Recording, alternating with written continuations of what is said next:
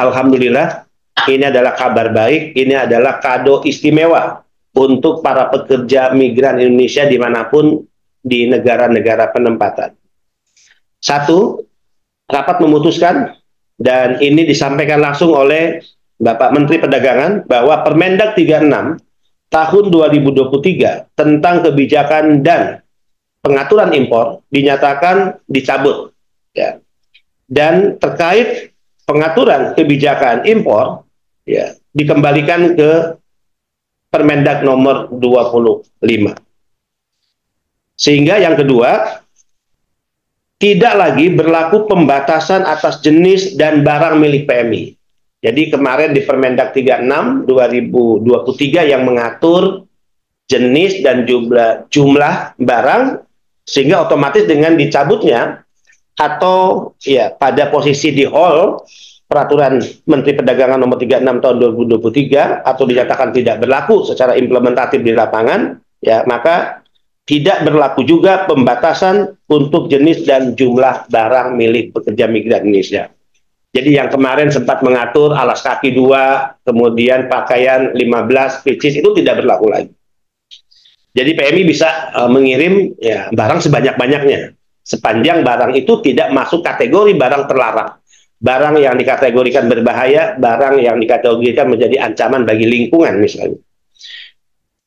Ketiga, rapat juga memutuskan bahwa pembatasan ya hanya berlaku untuk nilai atau nominal bea masuk barang, yaitu terkait keringanan pajak atau relaksasi pajak sebagaimana diatur oleh PMK atau Peraturan Menteri Keuangan nomor 141 tahun 2023, ya, yaitu Peraturan Menteri Keuangan tentang ketentuan impor barang milik pekerja migran Indonesia, di mana dalam peraturan tersebut ya PMI atau barang pekerja migran diberikan relaksasi pajak 1.500 US dollar dalam 1 tahun. Bisa dibagi dalam 3 kali kiriman atau 1 kali pengiriman atau 2 kali pengiriman ya. Jadi alternatif. Kemudian yang keempat, kelebihan atas barang milik PMI. Nah, jika PMI mengirim barang, tidak lagi ada pembatasan jumlah dan jenisnya. Jadi sepatu tidak lagi dibatasi misalnya 2. Mau ngirim sebanyak-banyaknya itu diserahkan pada PMI. Pakaian tidak lagi dibatasi 15 pieces, sebanyak-banyaknya PMI. Tapi karena pembatasan hanya berlaku untuk nominal pajak yaitu 1.500 US dollar atau 500 US dollar dalam 1 kali pengiriman, maka kelebihan barang yang dikirim PMI, ya, kelebihan barang kiriman PMI tidak direekspor atau dikembalikan ke negara di mana PMI bekerja dan tidak dimusnahkan, ya. Tapi barang tersebut masuk dalam kategori umum yang tentu sebagai kelebihan dari relaksasi pajak dia harus membayar bea masuk, ya. Jadi tidak lagi harus dikembalikan ke negara di mana PMI bekerja atau apalagi dimusnahkan. Tapi otomatis kelebihan barang tersebut masuk dalam kategori barang umum yang harus membayar ya bea masuk atau pajak. Kelima, rekan-rekan sobat migran, tarif umum kelebihan barang dengan bea. Nah, tadi ada yang tanya pasti kan. Nah, kalau yang lain dibebaskan pajaknya, kelebihannya karena sudah tidak dibatasi, tidak dilarang lagi, ya masuk kategori umum, itu berapa pembayaran bea masuknya?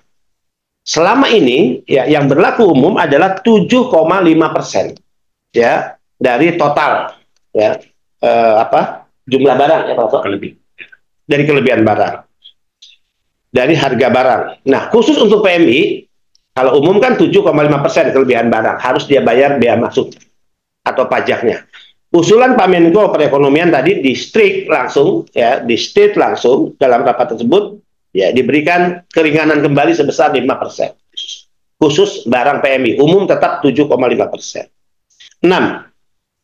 Usulan BP2MI, jadi BP2MI tetap tadi mengusulkan 1.500 US dollar itu tidak cukup karena kita punya contoh best practice Filipina. Ya, bahkan tadi saya menggunakan bahasa kenapa kita tidak mau jujur ya Dan kenapa kita tidak malu melihat Filipina? Saya katakan begitu dalam rapat. Filipina itu negara kecil. Tapi bagaimana Filipina sebagai negara menghormati PMI, memberikan relaksasi pajaknya, itu 2.800 US dollar. Sekali lagi 2.800 US dollar. Kita ini negara besar, jauh lebih besar dari Filipina. Masa kita hanya memberikan 1.500 US dollar? Karena rapat tadi tidak dalam konteks mengambil keputusan itu, karena itu harus langsung presiden, maka Menko Perekonomian Pak Erlangga memberikan dukungan atas usulan BP2MI ya untuk 2.500 US dollar atau minimal 2.500 US dollar. Menteri Perdagangan juga tadi Pak Zulkifli akan memberikan dukungan sehingga usulan itu nanti akan dibawa dalam rapat terbatas dengan presiden. Karena keputusannya harus dalam rapat terbatas dengan presiden. Mudah-mudahan tentu usulan ini akan berhasil.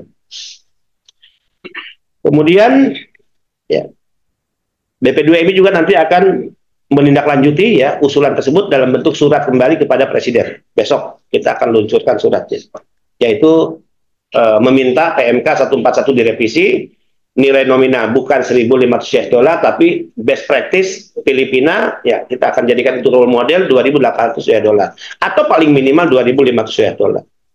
7. Terkait barang-barang milik PMI yang tertahan, ya di Pelabuhan Tanjung Mas dan Tanjung Perak, sebagaimana juga sudah menjadi konsumsi publik, sudah diberitakan oleh berbagai media ya bahwa ribuan dos-dos barang milik PMI sudah 6 bulan, 5 bulan, 4 bulan tertahan di 2 pelabuhan tersebut dan pelabuhan-pelabuhan kecilnya. Rapat tadi menyetujui agar barang-barang milik PMI tersebut segera dikeluarkan. Yang pengaturannya atau otoritas kebijakannya itu diserahkan kepada pihak Bea Cukai ya. Jadi tidak lagi diatur oleh Permendag ya, tapi diserahkan otoritas kewenangannya kapan dikeluarkan tentu tadi ya persetujuan dan perintah rapatnya harus segera itu menjadi kewenangan dari Bea Cukai. Nah, kita akan terus melakukan koordinasi dengan teman-teman Bea Cukai. Yang menarik Sobat Migran, Bapak Ibu sekalian, rapat tadi tentu ya adalah rapat yang penuh suasana kekeluargaan, terlebih kita baru melewati perayaan Idul Fitri 1445 Hijriah ya. Tadi diawali dengan semangat minal aidin wal faidin, mohon maaf lahir batin ya. Dan Pak Menko Erlangga tadi memberikan pernyataan yang ini semangatnya sama dengan semangat BP2MI. Beliau mengatakan negara tidak boleh atau tidak pantas mencurigai rakyatnya, mencurigai bangsanya. Apalagi para pekerja migran Indonesia ini adalah masyarakat yang sudah bekerja ke luar negeri dan memberikan kontribusi besar kepada negara. Nah, ini sama dengan semangat PMI. Ketika PMI selalu dituduh sebagai sumber ancaman barang-barangnya bagi perekonomian nasional, PMI diposisikan sebagai terdakwa seolah-olah barang yang dikirim PMI ini akan membuat mati bisnis ekonomi UMKM ya. Itu yang saya katakan, negara tidak boleh mencurigai rakyatnya sendiri. Karena barang-barang yang dikirim PMI ini adalah barang-barang yang murni hanya untuk oleh-oleh bagi keluarganya. Jadi bukan barang jasa titipan atau just tip, bukan juga barang komersil dan barang yang akan diperjualbelikan. Jadi semangat Pak Menko Erlangga sama dengan semangat BP2MI. Demikian juga Pak Mendag, Pak Zulkifli Hasan. Tadi semangatnya sama juga. Beliau mengatakan kita tidak ingin membuat peraturan yang membuat masyarakat semakin sulit, tapi kita ingin memberikan kemudahan, ya, kemudahan. Nah, sehingga semangat Pak Mendag untuk memberikan kemudahan, beliau tadi berani dengan mengatakan, ya udah, cabut tidak berlaku Permendag 36 2023 ya. Dan kita kembali ke Permendag 2005, kemudian masa transisi ini ya harus ada aturan yang segera harus menjadi payung ya, di mana barang-barang PMI lancar masuk, tidak ada pembatasan jenisnya, kemudian jumlah barangnya, dan barang-barang yang sekarang tertampung di pelabuhan dan juga di pelabuhan besar yaitu Tanjung Perak, Tanjung Mas dan juga pelabuhan lainnya itu harus segera diambil langkah-langkah dikeluarkan. Saya ingin mengatakan ya pasca rapat ini tidak boleh lagi ada pihak yang mengatakan ini adalah kemenangan pihak A, ini adalah kekalahan pihak B. Saya ingin mengatakan ini adalah kemenangan kita bersama. Kemenangan ya semua pihak, kementerian, lembaga dan rakyat Indonesia, pekerja migran Indonesia. Ini adalah kemenangan ya atas semangat berbangsa dan bernegara kita semua.